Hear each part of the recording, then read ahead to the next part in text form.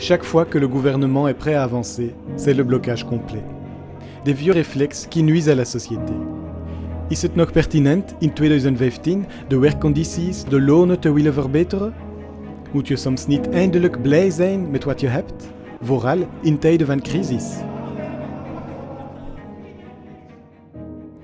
Aujourd'hui, ici à Bruxelles, il y a une conférence de James Galbraith, un des plus grands économistes américains. Lui pourra me confirmer que les syndicats ne peuvent que nuire à une économie prospère. So, the entire economy suffers from the action of trade unions. Don't you think, as a famous economist, that they should be banned or at least strongly limited? All sensible and famous economists are strongly in favor of trade unions. You know, it was my father who, in the year I was born, published a book called American Capitalism, in which he outlined something called the concept of countervailing power, which he argued that when you have the power of large corporations, the power of big governments, you needed to have also the countervailing power of successful trade unions in order to make the system function properly. Otherwise, the imbalance of power tends to produce a very bad result. It was 30 years ago, even in the world of today where we have prosperity. How young do you think I am? It was actually 63 years ago. And the world has not changed all that much. Certainly, we have even more powerful corporations now. And without the balance, you can see the results, actually. Without that balance of power, you can see the extraordinarily distorted and dangerous economic results that we've been experiencing for the last 5 years. In Northern Europe, where we have prosperity, do you really think it's important today? Or it blocks the economy? Oh, if you want your country to be run entirely for the benefit of multinational corporations, you will experience the results of that. And I think you will not like them. Voilà un homme qui survit grâce à sa renommée, mais qui est complètement déconnecté de la réalité. Je ferais mieux d'avoir des gens des médias à mes côtés. Ce sont des personnes sensées, proches des gens, qui ont de l'influence et qui devraient davantage dire ce qu'elles pensent. Ja, goedendag, spreek je met meneer Rob van Oudenhoven? De vakbond doet dat is toch iets van de verleden tijd, nee? Ja, daar gaan we weer. Ja, ik denk dat dus niet. Hè. Ik denk dat priester Daan zich nu omdraait in zijn graf. Ik denk dat vakbonden zeer, zeer belangrijk zijn, zeker in deze tijden.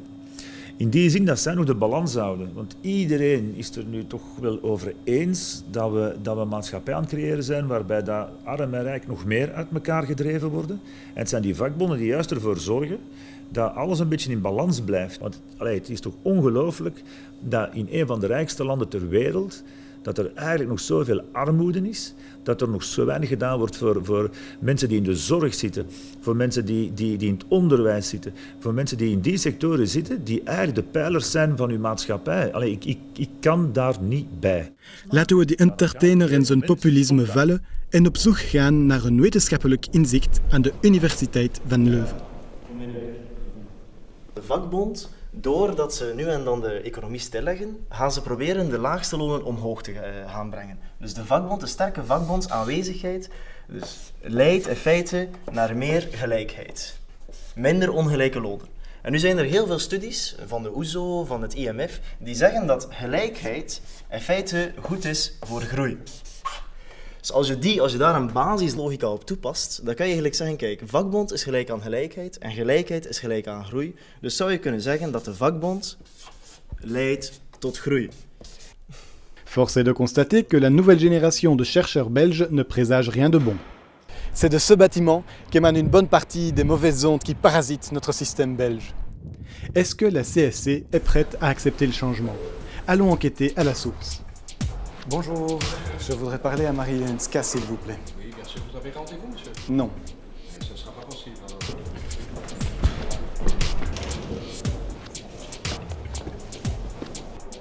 Je voel direct dat het een archaïsche organisatie is. Hè? Ah, vous êtes Marie-Hélène Ska? Oui, Je pourrais vous poser quelques questions, s'il vous plaît. je vous en prie.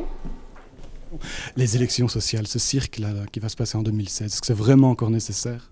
Je peux vous dire que les syndicats sont plus que jamais nécessaires. Dans les entreprises où il y a des élections sociales, les salaires sont en moyenne bien plus élevés, jusqu'à 5 000 € de différence entre des entreprises sans délégation syndicale et des entreprises avec délégation syndicale. Beaucoup plus de possibilités de formation, c'est quand même un enjeu pour pouvoir avoir l'ensemble de la carrière dans l'entreprise que d'avoir des possibilités de formation, de pouvoir articuler sa vie professionnelle avec sa vie privée via des créditants, etc. Et aujourd'hui, dans les entreprises où il y a une délégation syndicale, on remarque que les contrats sont de meilleure qualité, que ce sont plus souvent des contrats à durée indéterminée et que la rotation du personnel est plus faible. Ça veut dire aussi moins d'absentéisme, moins de maladies, moins d'accidents du travail. Voilà un résultat concret des délégués dans les entreprises. Ça devient difficile aujourd'hui de trouver des gens qui veulent bien admettre que les syndicats sont une plaie pour le business. Les élections sociales qui arrivent risquent encore de leur redonner un nouveau souffle. Et si 2016, au lieu d'être l'année du renouveau syndical, était enfin une année sans avancée sociale ?